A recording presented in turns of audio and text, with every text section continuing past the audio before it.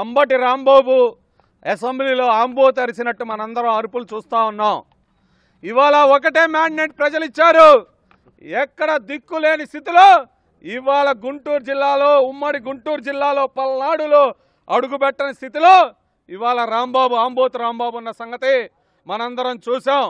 అరే రాంబాబు, నీకొక్కటే చెబుతా ఉన్నావు, నువ్వు అసెంబ్లీలో మా అమ్మ లాంటి అమ్మని నువ్వు విమర్శించిన చరిత్ర మర్చిపోతావారా?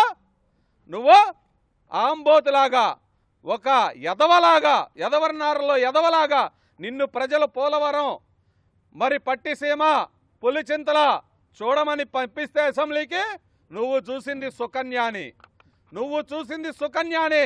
గంట అరగంట అని చెప్పి ఆ సుకన్యాలతో ఆడుకోవటమే నీకు పట్టిన దరిద్రంరా.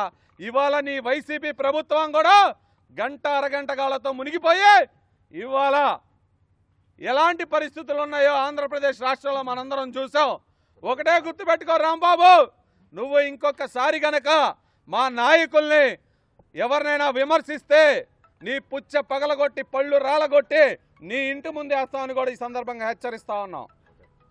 రాంబాబుగా ఎటకారంగా మాట్లాడి ఒక నవ్వులు చిందిస్తూ నువ్వు జోకర్వో, కమిడియన్వో, మంత్రివో అర్థం కాని పరిస్థితిలో రాష్ట్రం 2.5 సంవత్సరాలు నువ్వు చేసిన తీరు, దానన్నిటికీ మించి ఆంధ్రప్రదేశ్కి అమ్మలాంటి భువనేశ్వరమ్మ మీద నువ్వు వేసిన నింద, నా కొడక ఇప్పుడు కూడా ప్రతి ఒక్క తెలుగువారి రక్తం నర్రరాన పొంగుతూ ఉంది. గుర్తుపెట్టుకో.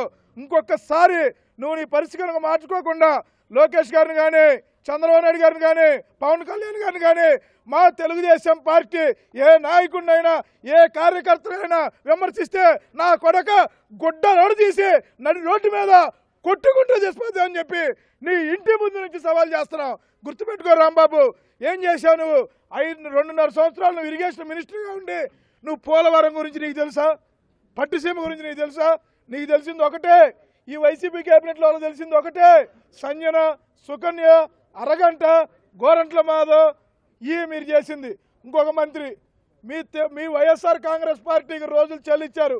మీ పాలన చూసి ప్రజలు 164 సీట్లతో తెలుగుదేశం పార్టీకి మ్యాండేట్ ఇచ్చారు.